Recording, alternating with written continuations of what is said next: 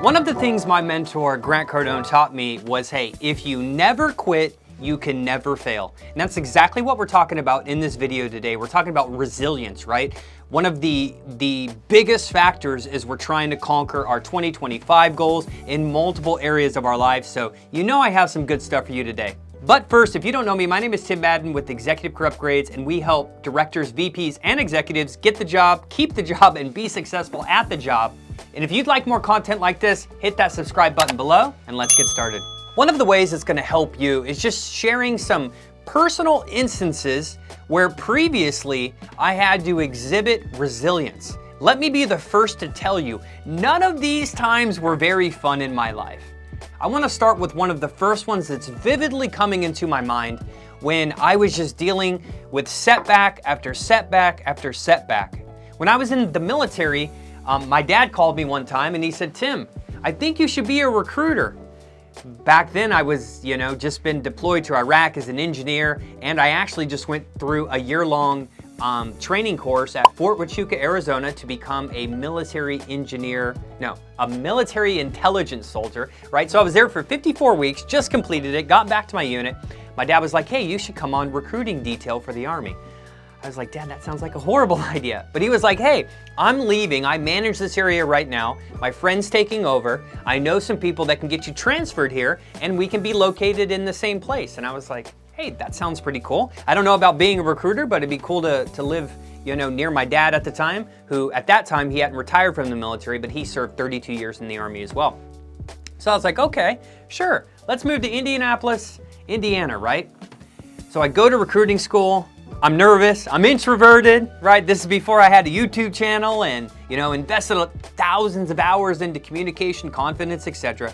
So I was shy, man, but I love the military and I love what the military did for me. So I go to recruiting school, right? And then what happened was I got back, I enlisted a few people, which if you don't know, my mission, what I had to do every month is I had to get 2 people to join the Army. That's what I had to do, right? And I think for the first 6 months, I got 0, 0, 1 person, 0. So, hey, here's what happens if you're a recruiter in the military and you're not hitting your numbers. You have to be in the office at 7. You have all these reports you have to fill out. You have to stay till the office till 7, right? 7 to 7, that's a long day, right? And you had to work weekends. I think only Saturday though. So man, they were on me, right? I couldn't find like any success. So, hey, I had a big professional setback then, right? And I remember, man, I felt sorry for myself. I was doubting my decision, only things that were actually compounding to make the situation worse. Look, in life, most things that happen are gonna be not controllable to you, but we know that we can't control the uncontrollable. What can I control? Man, this right here, that's it. Can't control anything what other people do, right? Can only control myself. So I had to, the way I did it, right? I stayed committed, right? Because for the first 6 months, I just felt sorry for myself, right? This is a new market, this is hard, I'll save you all that. But I was like, what am I gonna do? Are you ready? It's easy. Things in life are the simplest to overcome, but man, we work ourselves up in our head. So what did I do? I reached out to one of the most successful recruiters in the state at the time. And I said, hey man, can I come shadow you for a couple days? Because I must be doing something wrong. So what did I do? I shadowed him. I write down, hey, what is he doing during the day? How is he looking for new recruits? What is he specifically saying to them? All of these things. And I'm like, man, as you can imagine, I'm really doing things like not optimal. So I took all those best practices, went back to my little station, and wouldn't you know, I got a ring in my office right now for year 3, where I was one of the top recruiters in the Army, got a big ring from it and a lot of awards. Just modeling the success of others. The difficult part though, when it was just me and I was trying to figure everything out on my own, like you might be right now, think about your life, man. You're trying to figure out your finances. If you've been trying to do a budget for your family for a year and you haven't got it done, man, you need some help, right? So a part of that resilience, right? There's many tactics and strategies I can share with you, but one of them is just, man, get help. Get help, right? If something isn't working and it's not working for you and you don't know what it is, right? Hey, get some help. There's coaches and mentors in anything in this life. It's the ultimate hack to life. So when I had to talk about resilience, it finally, man, it took me 6 months, and I'm like, you know, I was getting depressed, man. I was drinking a little bit back then when I was drinking, and just not good things to do when you're dealing with a lot of anxiety and stress. I'm on mandatory hours. Man, it was so simple of just asking for support from some guy out there who was crushing it. Another thing, resilience, right? I think back, this is the second story I'm gonna share with you. There was a time in the military where I was training to become an officer. So if you haven't heard my story, for 15 years, I was an NCO, a non-commissioned officer. Later, I wanted to become an officer in the Army. So I went through officer training with a lot of kids who were just graduating college, right? So I was 34, they were 21, 22, right? And I remember there's this hike I had to do, a road march, right? That's when you have all of your equipment on, a heavy backpack. It's 4 o'clock in the morning. It's cold as crap outside. I'm in northern Florida. It's like probably 15 degrees. We're out in the woods. And at 4 o'clock, we need to do a 6-mile hike. 3 miles out, 3 miles there, or 3 miles out to a point and 3 miles back. Not too bad, right? It's only 6 miles. I've done way longer ones, but I don't know what it was, man, about this day. You ever feeling just out of your funk? So I get to the halfway point, right? I remember turning around, man, I remember this moment so vividly. And I know there's moments in your life where you can just remember everything about that moment, man. You can remember how dark it was, who was around you, what were you wearing, what's it smell like, right? How cold was it? I remember all of these moments really vividly. I remember getting to that the 3 mile out, and then I had to grab a glow stick from the guy or something, you know, knowing that I made it there, and then I had to walk back. But I remember, as soon as I turned around, I got my head down, man, and I started thinking, dude, what are you doing here? It's cold. You don't have nothing to prove to anyone. You've already been in the military for 15 years. You're getting older, right? There's just a lot of young people out there. Man, thoughts compound so damn fast in that moment. To develop resilience, here's what you need to do. You need to be able to shut those damn thoughts up.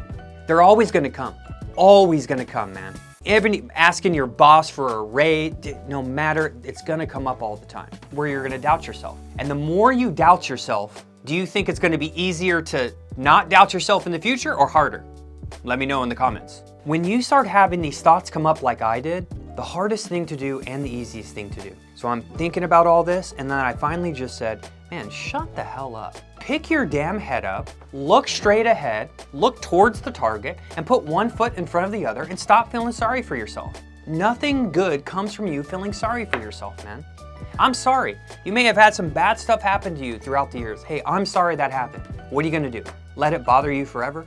So one of the things when we're talking about resilience, man, is just stop listening to those damn thoughts in your head and just tell them to shut up and say, hey, I run stuff here, right? I run Tim's mind, right? I'm in control of this.